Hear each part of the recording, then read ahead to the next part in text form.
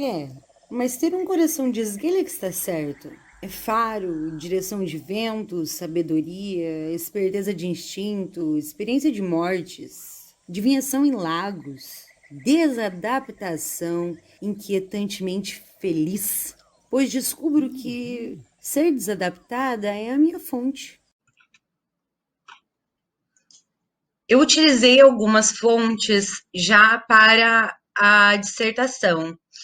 e, por isso, para a tese, eu me ative aos textos que, de alguma forma, a Clarice se deslocava do discurso hegemônico patriarcal e da construção sociocultural dos gêneros. Então, eu tive que entender primeiro como essa construção ocorria, qual era o perfil dos jornais e das revistas onde ela publicou, e para entender realmente onde estavam os posicionamentos emancipatórios da educação em favor da educação feminina, do trabalho feminino, inclusive ao utilizar a palavra trabalho para trabalho doméstico, é, e onde Clarice tanto escreve quanto demonstra ter uma participação ativa enquanto mulher na sociedade. Esses textos compuseram a revista acadêmica Época, os jornais Comício, Correio da Manhã e Diário do Povo e a revista feminina Paulista Mais. Por eles, eu me questionei sobre a importância, sobre a influência da imprensa na escrita de Clarice e na vida dela, sobre as temáticas que Clarice utilizou, que servem de fio condutor para essa pesquisa, já que nos jornais existe uma abertura muito grande de temáticas, os textos são curtos, então muitas vezes as temáticas, a quantidade de temáticas se amplia, e a relação da subjetividade de Clarice com essa construção binária, com os posicionamentos da sua escrita, por exemplo, em que momento a educação foi importante na vida dela, o trabalho remunerado foi importante na vida dela, e o que motivou ela, por exemplo, a inserir Virginia Woolf, Maya Wollstonecraft e Simone de Beauvoir na sua escrita. Já que, além de ela citar e mencionar as autoras, ela teve outros textos em que alguns posicionamentos se mostraram com similaridade com os posicionamentos dessas três autoras. Tudo isso sempre considerando as exigências editoriais, a censura institucionalizada ou velada e as desigualdades de gênero no período em que Clarice viveu. Nesses textos é possível encontrar, então, colocações sobre a prole, sobre o trabalho, sobre o estímulo para busca feminina por autonomia, onde a vida da mulher vai além do casamento, comparação e criticidade entre ação, delimitação de homens e mulheres, violência nos relacionamentos conjugais, possibilidade de desquite, né? Então, as intervenções sociais, nas tradições, e essa foi uma forma que eu entendo que Clarice incentivou suas leitoras a olharem para si, a se descobrirem, a descobrirem as suas aptidões, a pensarem em si mesmas, mas também uma forma de criticar o que ela vivia e sentia, né? Aquilo que atravessava a vida dela. A tese foi dividida em 3 capítulos que serão apresentados na sequência. Conheço um caso em que a esposa pediu o desquite e ninguém sabia por quê, já que se tratava de um casal estável, aparentemente, já que o marido tratava a mulher com todo amor. Mas ela não aguentou, fugiu para ser ela mesma e, enfim, livre. Não sei se terminou por se encontrar, mas pelo menos era uma tentativa.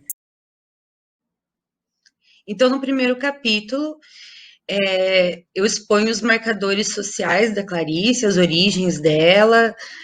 a questão de ela ser uma imigrante russo-judia que nasceu na Ucrânia, a origem humilde dela, a questão dos judeus morarem em bairros específicos no Brasil, lidarem com o antissemitismo, a questão do anticomunismo também, por ela ter nascido na Rússia, E a importância de uma formação, de uma educação para essas mulheres, como ela, como as irmãs dela, terem acesso a melhores oportunidades de trabalho remunerado, que eram muito importantes para elas na questão da subsistência, né? Então, a subjetividade dela, nesse sentido, tem uma ligação muito grande com a autopreservação, que é muitas vezes a Clarice não falar sobre algumas coisas, não buscar o enfrentamento direto, mas isso não significa que ela não tenha buscado o enfrentamento. A ideia de casamento que ela tinha era diferente da ideia de casamento que Mauri tinha, e ela sofreu muito de acordo com as correspondências, dá para perceber muito isso quando ela escreve sobre si mesma, com as irmãs, com os amigos, e mesmo com uma condição material melhor, ela não conseguiu permanecer no casamento e procurou desquite, mesmo porque o casamento levava ela novamente para uma condição de imigração, o que era difícil porque ela se ausentava do Brasil e novamente perdia a conexão com a pátria que ela elegeu como dela. E também explico o caminho dela enquanto profissional da imprensa, que é uma das coisas que por onde ela participa da sociedade enquanto mulher da década de 40 até o final da vida dela, em 1977. Em alguns momentos ela se distanciou devido ao casamento, né, e estar em outros lugares do mundo, mas ela tinha na imprensa também uma forma de subsistência e também um lugar onde ela encontrava uma forma de se expressar. Quero dizer, se você tiver confiança em você mesmo, descobrirá que sabe muito mais do que pensa. Mas, de qualquer modo, estarei por aqui para ajudar você a não esquecer que sabe. O capítulo 2 inicia a análise dos textos jornalísticos, e que são textos deslocados, ou seja, onde a maior parte deles não está legitimando os padrões, os marcadores performáticos. Eu penso na escrita de autoria feminina, que é uma mescla da escrita feminina e da literatura de autoria feminina, para dar uma base para a análise que eu preciso dessas fontes. E cada uma das partes começa ou com a citação ou com a menção de uma das autoras, Virginia Woolf, Mary Wollstonecraft e Simone de Beauvoir.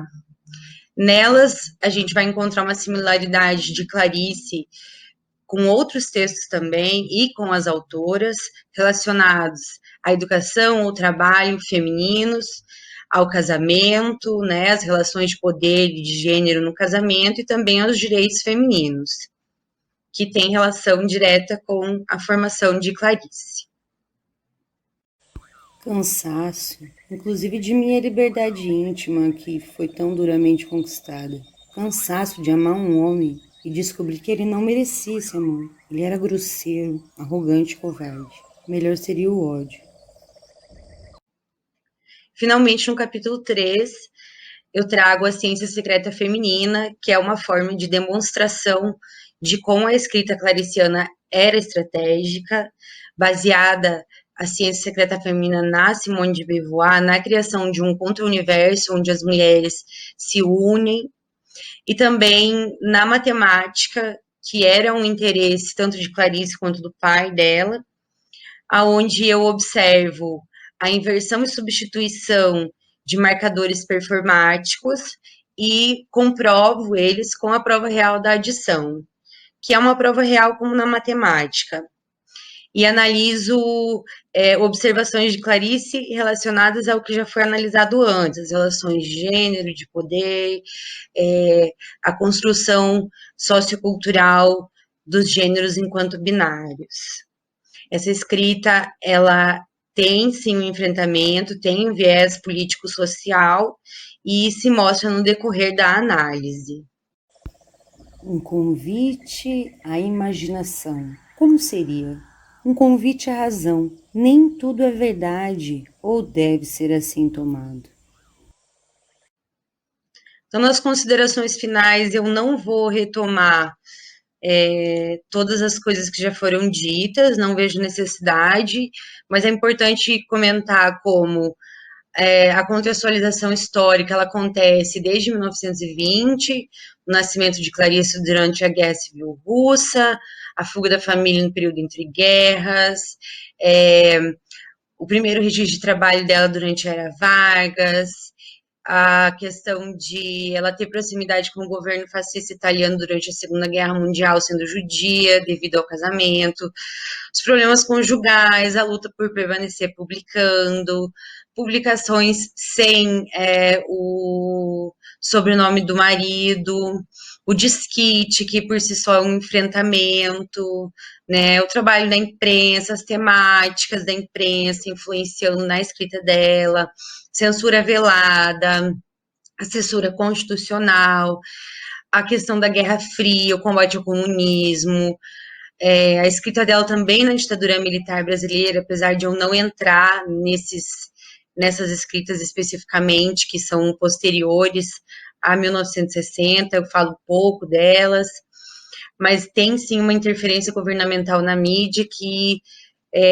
exemplificam, assim como na questão da Era Vargas, a censura, né? As necessidades materiais. Então, as experiências de Clarice têm relação com os posicionamentos dela na escrita. É uma mulher que se incomodava com as injustiças do mundo, que contestava as diferenças entre homens e mulheres, a superioridade masculina, a escrita de si, tanto nas fontes jornalísticas quanto nas correspondências, onde Clarice ela é testemunha da história, ela é sujeito da história, ela constrói um trajeto deslocado da submissão, da incapacidade e da sujeição femininas, né? Então, na tese, eu consigo comprovar a presença desses posicionamentos políticos sociais na sua escrita e a importância dessa produção que não deve ser hierarquizada, por muitas vezes não ter a assinatura de Clarice ou por não ter um enfrentamento direto, né? Não esgota as análises, há muito mais para se observar em textos onde a Clarice traz os direitos das mulheres, olha para outras mulheres como mulheres campesinas, empregadas domésticas, fala da fome, e existem textos também onde ela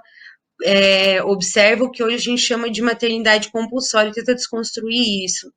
Então, a Clarice, ela permanece atual, não só pelo alcance da sua literatura, mas por ter uma escrita de vanguarda, que faz com que a gente consiga analisar questões que são importantes hoje, para a história das mulheres e para o gênero.